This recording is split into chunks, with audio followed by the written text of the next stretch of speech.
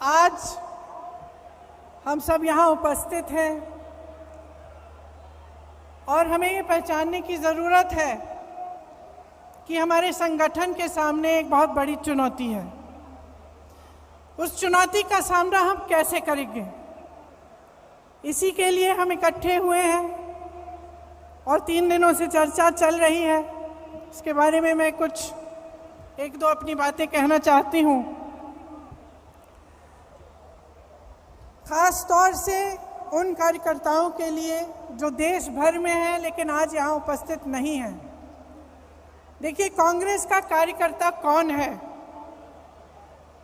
वो अनोखे लाल है जो इस झंडे को लेकर कन्याकुमारी से कश्मीर तक चला।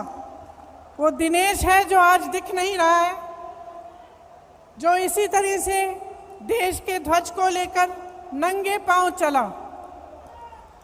कल किसी ने नसीब पठान जी का नाम लिया, उत्तर प्रदेश के एक नेता थे। आजीवन कांग्रेस के प्रति उन्होंने निष्ठा दिखाई। उसी तरह से मैं कई नाम ले सकती हूँ।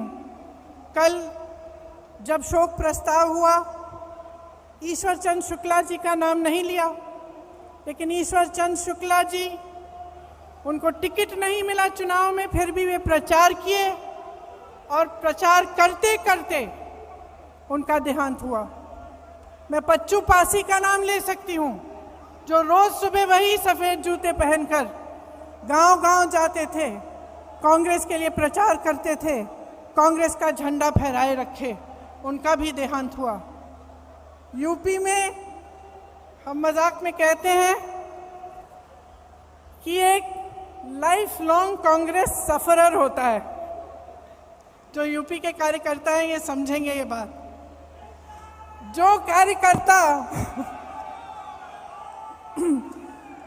कार्यकर्ता आजीवन अपने वजूद के लिए संघर्ष करता है, वो मैं आज थोड़ा उसके पक्ष में बोलना चाहती हूँ। और मैं कहना चाहती हूँ कि जब भी हम ऐसे इकट्ठे होते हैं तो हम नए नए प्रस्ताव लाते हैं और ये सही है। हमने कहा है कि मंडल तक हमें अपना संगठन बनाना है, ब्लॉक तक बनाना है, नए लोगों को जोड़ना है, लेकिन ये कर्मकांड नहीं होना चाहिए। ये प्रस्ताव कागज़ पे नहीं रहना चाहिए। इसको करने के लिए हम सबकी जिम्मेदारी बनती है कि हम गांव-गांव जाएं, ब्लॉक जाएं और अपने संगठन को मजबूती से बनाएं। भारत जोड़ो यात्रा निकली, श्री राहुल गांधी जी बैठे हैं। उन्होंने कांग्रेस की विचारधारा की एक लंबी लकीर खींच के दिखाई। जो बहुत समय से नहीं हुआ था, उन्होंने करके दिखाया। पूरे देश ने देखा कि कांग्रेस का कार्यकर्ता, कांग्रेस का नेता किस लिए खड़ा है, किस विचारधारा के लिए लड़ रहा है, उस विचारधारा का मतलब क्या है। ये काम भारत जोड़ो यात्रा ने किया। देश भर से लोग आए, कन्याकुमारी में आए, केरल में आए, मध्य प्रदेश में आए, हर जगह जहाँ जहाँ यात्रा गई वहाँ आए। जब कश्मीर में थे तो मैं कुछ महिलाओं के साथ खड़ी थी, यात्रा का इंतज़ार कर रहे थे हम। उन महिलाओं ने मुझे कहा कि 3 सालों से उनको घर से निकलने की हिम्मत नहीं थी, लेकिन इस यात्रा ने उन्हें हिम्मत दी, वे बाहर आए।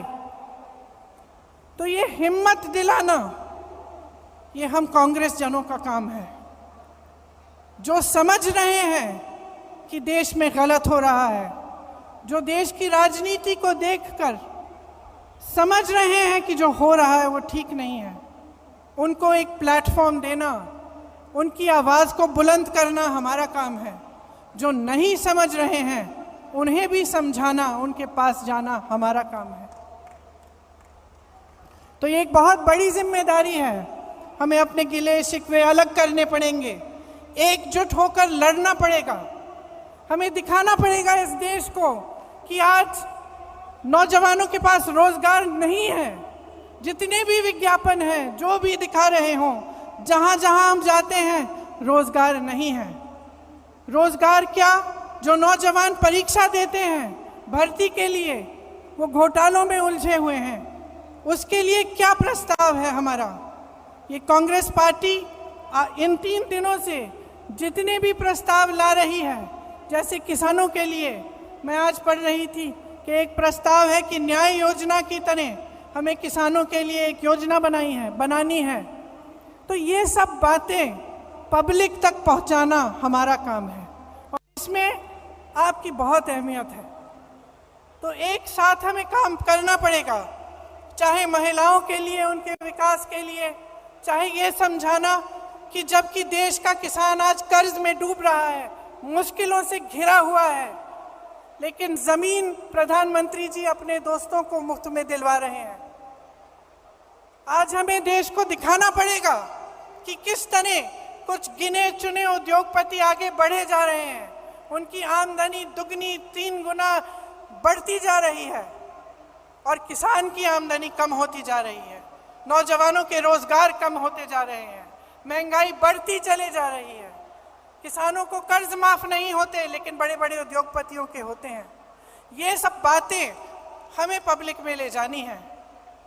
अब हमारे पास सिर्फ 1 साल बचता है, हमसे उम्मीदें हैं। ये उम्मीद है कि हम एकजुट हों, कि जितनी भी पार्टियां हैं, जितने भी दल हैं, जितने भी लोग हैं जिनकी विचारधारा इनसे विपरीत है, वो आगे आए, एकजुट होकर लड़ें।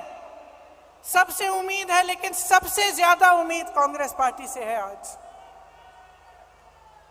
और मैं जानती हूं कि हम इस उम्मीद पर खरे उतर सकते हैं कि आपकी मेहनत से, हमारी मेहनत से, हमारी एकजुटता से, हमारे समर्पण से और अपने संविधान के प्रति हमारी निष्ठा से हम सब इस काम को करके दिखा सकते हैं। तो आज जब आप यहाँ से जाएंगे, घर घर जाएंगे, अपने अपने क्षेत्र में जाएंगे, तो आप नए लोगों को जोड़िए। नए लोग जुड़ते कैसे हैं? विचारधारा से जुड़ते हैं, जज्बातों से जुड़ते हैं और आपका मिसाल देख के जुड़ते हैं। तो हमें मिसाल बनना चाहिए कि राजनीति कैसे होनी चाहिए, किस तरह से हमें अपनी राजनीति करनी है।